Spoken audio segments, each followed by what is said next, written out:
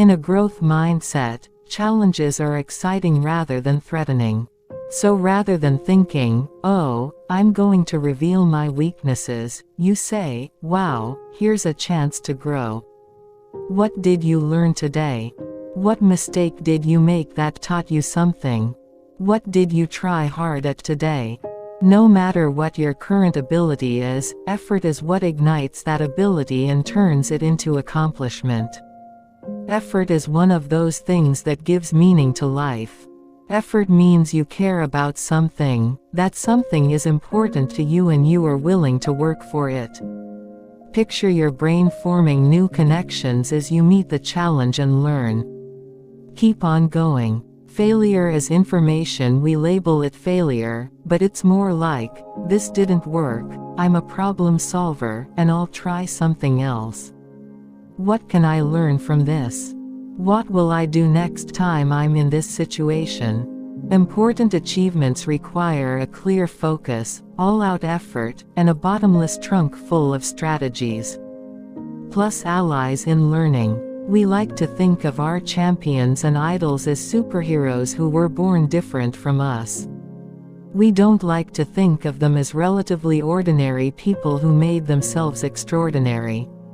I don't mind losing as long as I see improvement or I feel I've done as well as I possibly could.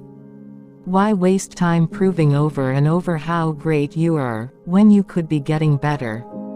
Why seek out the tried and true, instead of experiences that will stretch you? Skills and achievement come through commitment and effort. Wow, that's a really good score. You must have worked really hard. A company that cannot self-correct cannot thrive. Mistakes are so interesting. Here's a wonderful mistake. Let's see what we can learn from it. Vowing, even intense vowing, is often useless. The next day comes and the next day goes. What works is making a vivid, concrete plan. Choosing a partner is choosing a set of problems. There are no problem-free candidates. People with the growth mindset know that it takes time for potential to flower.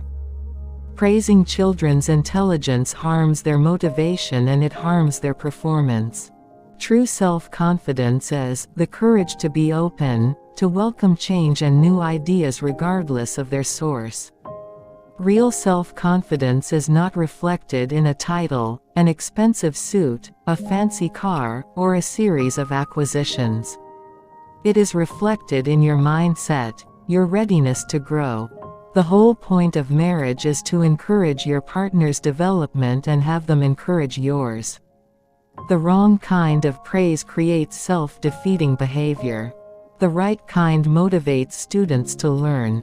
More and more research is suggesting that, far from being simply encoded in the genes, much of personality is a flexible and dynamic thing that changes over the lifespan and is shaped by experience. This growth mindset is based on the belief that your basic qualities are things you can cultivate through your efforts. Although people may differ in every which way, in their initial talents and aptitudes, interests, or temperaments, everyone can change and grow through application and experience.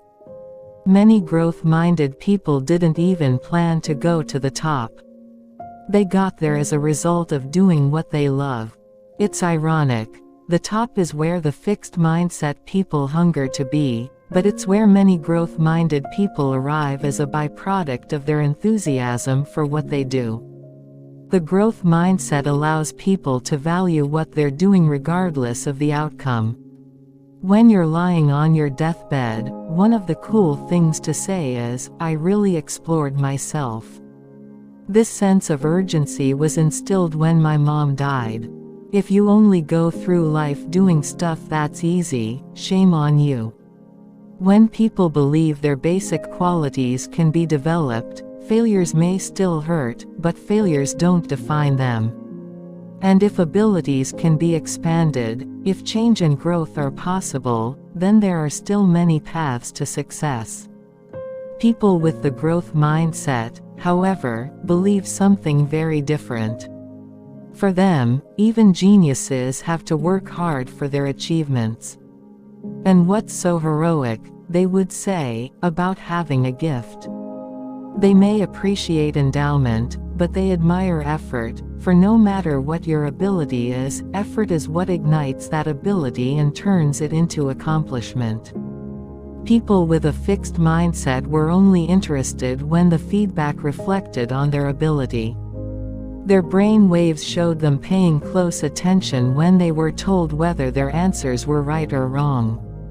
The best thing parents can do is to teach their children to love challenges, be intrigued by mistakes, enjoy effort, and keep on learning.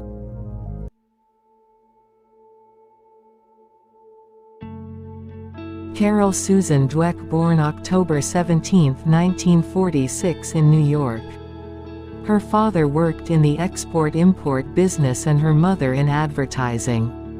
She was the only daughter and the middle sibling of 3 children. She graduated from Barnard College in 1967, and earned a Ph.D. in psychology from Yale University in 1972. Dweck is an American psychologist. She holds the Lewis and Virginia Eaton Professorship of Psychology at Stanford University. Dweck is known for her work on motivation and mindset. She was on the faculty at the University of Illinois, Harvard, and Columbia before joining the Stanford University faculty in 2004. She was named an Association for Psychological Science (APS) James McKean Cattell Fellow in 2013, an APS Mentor Awardee in 2019, and an APS William James Fellow in 2020, and has been a member of the National Academy of Sciences since 2012.